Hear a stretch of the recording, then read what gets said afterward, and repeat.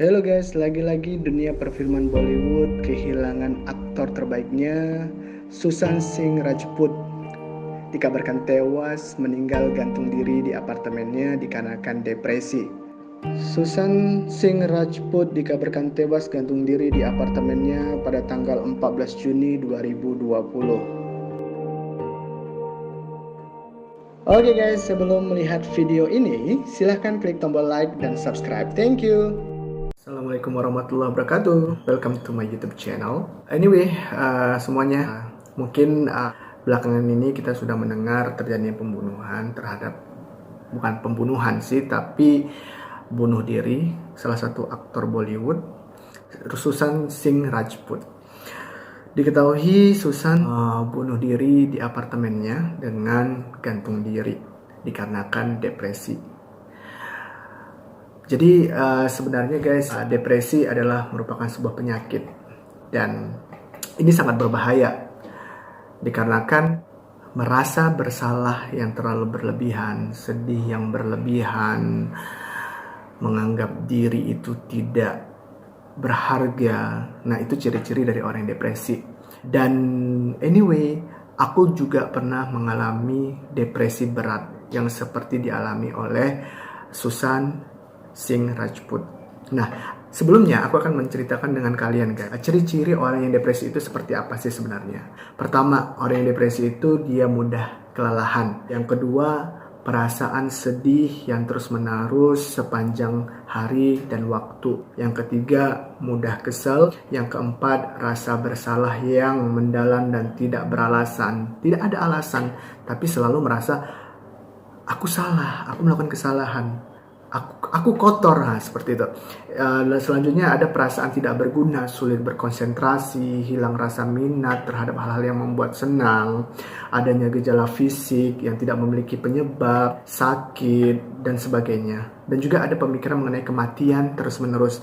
Nah, ini yang berbahaya karena kita akan pikir, baiknya aku mati aja deh. Dan juga ada percobaan bunuh diri, dan juga ada pola makan dan pola tidur yang tidak teratur. Dan dari sekian yang aku ucapin, itu ada pada diriku pada tahun 2017. Nah, saat itu aku mengalami depresi berat guys, dimana semua yang kusebutkan tadi, 13 tadi itu ada di aku. Nah, sebenarnya sangat dikecewakan kenapa Susan melakukan bunuh diri. Salah satunya adalah mengapa terlalu cepat untuk memutuskan bunuh diri.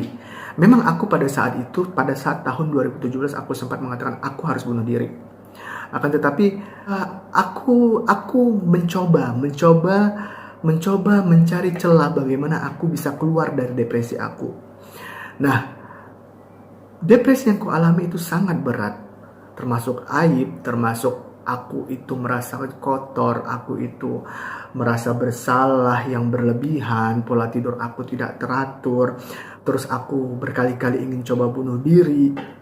Dan finally aku mencoba mencari kesenangan apa yang harus aku lakukan. Pertama, aku tidak ingin bercerita dengan sahabat aku, dengan adik aku, dengan keluarga aku, dikarenakan aku takut membebani mereka. Mungkin hal ini yang terjadi oleh si Susan. Susan tidak ingin menceritakan dengan teman-temannya permasalahannya, tidak ingin menceritakan apa yang depresi yang dialaminya, dan dia tidak mau mencoba, aku rasa tidak mau mencoba mencari jalan bagaimana aku keluar dari depresi ini. Nah, sebenarnya itu sangat mudah. Kenapa aku bilang mudah? Karena aku orang yang salah satu depresi berat.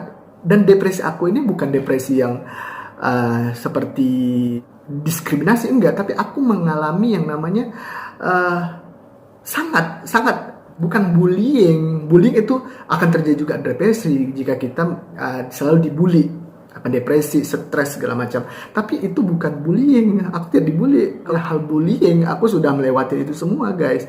Tapi ada sesuatu yang membuat aku itu sangat kacau, berantakan. Hidup aku berantakan, semuanya berantakan. Dan hal pertama yang aku lakukan adalah aku coba mencari kesenangan aku, seperti aku pergi ke pantai. Aku coba menenangkan diriku, aku mencoba untuk berdamai dengan diriku. Selama ini aku itu ada dua, yang di dalam ini mencoba melawan, yang di dalam ini coba melakukan, ayo bunuh diri aja, ayo bunuh. Tapi aku yang hidup ini, yang fisik aku ini mengatakan tidak. Jadi itu seperti perlawanan, seperti kalau dibilang mereka itu kayak jotok-jotokan, dan itu yang aku rasakan. Nah, selanjutnya aku ke pantai, aku lihatin sekitarku, lalu aku menjerit. Biar apa yang ada di otakku, di hatiku, semuanya itu keluar. Yang menjawabkan, everything gonna be okay after this. Setelah ini akan baik-baik aja. Nah, tetapi itu tidak berhasil.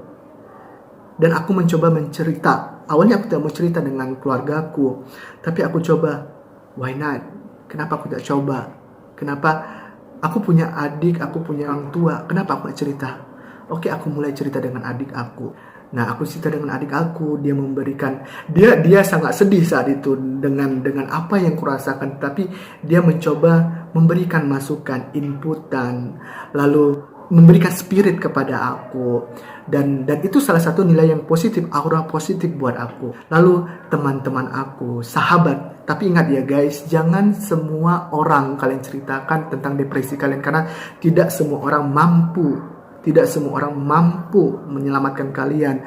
Pilihlah orang yang benar-benar mampu, yang kalian yakin bisa mendengarkan kalian. Seorang listener yang baik dan seorang yang memberikan advice yang baik. Dan akhirnya aku keluar dari zona depresi.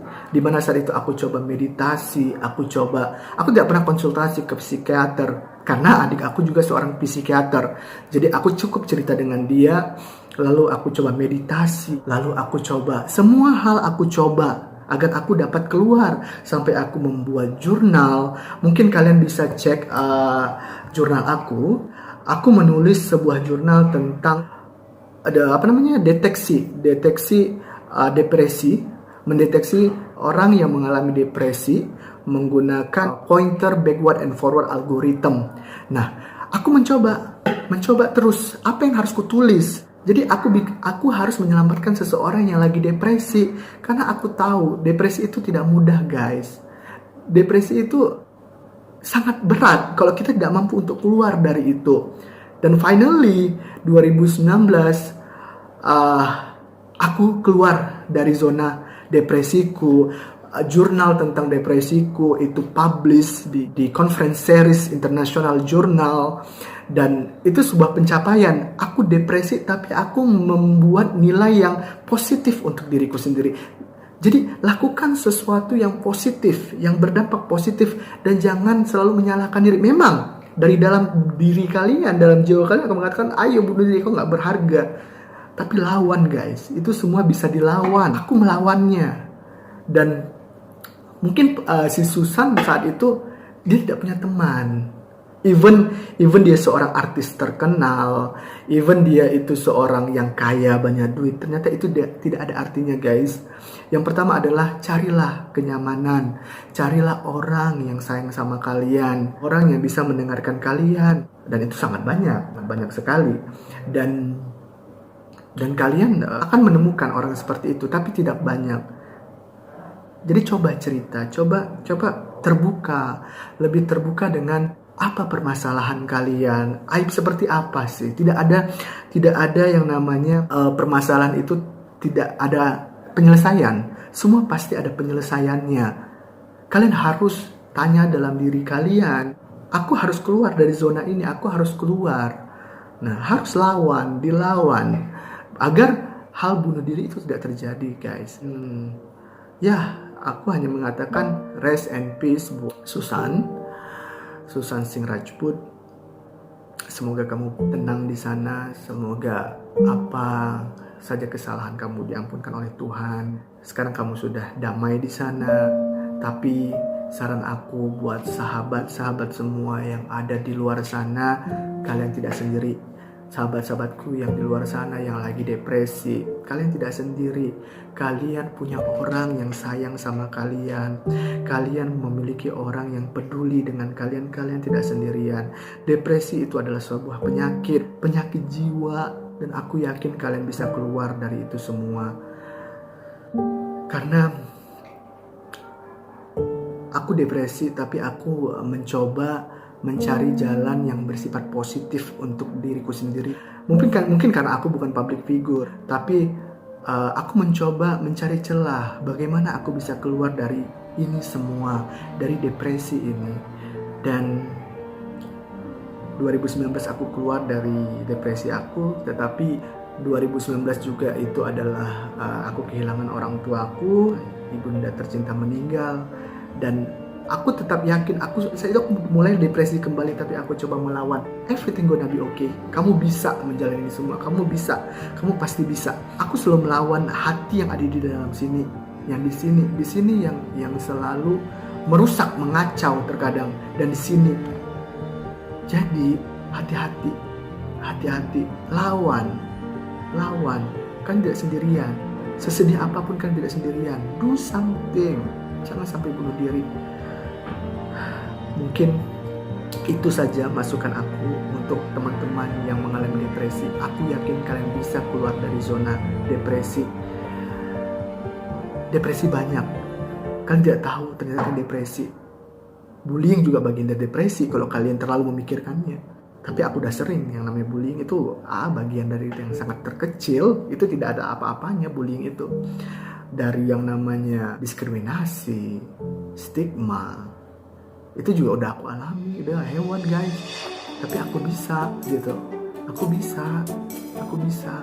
Jadi kalian harus mengatakan pada diri kalian, aku bisa keluar dari zona nyaman ini, aku bisa, bukan nyaman sih, aku bisa keluar dari zona depresiku, keluar dari kamar, senyum. Ya Rajput, ya si Susan senyum, tapi dia tidak mau cerita dengan orang yang dia anggap temannya. Berteman itu perlu, tapi cari teman yang benar-benar bisa mendengarkan kalian. Keluarga, kalian merasa keluarga, kalian tidak ingin membebani keluarga, tapi tahu nggak, pada saat kalian punya masalah, pada saat kalian jatuh sejatuh-jatuhnya, yang pertama yang mengulurkan tangan itu adalah keluarga. Jadi jangan takut, cerita aja sama keluarga kalian, mama, ayah, adik. Mungkin itu caranya untuk keluar dari kedepresian kalian. Oke guys, mungkin ini aja. Mungkin nanti ada next pemberitaan yang lain. Hanya satu yang aku bilang, pesan untuk kalian, jangan mudah memutuskan untuk bunuh diri. Jangan pernah. Sayangi, banyak orang yang sayang sama kalian. Kalian dibutuhkan, kalian sangat berharga di dunia ini. Jangan ambil jalan pintas. Itu saja, see you.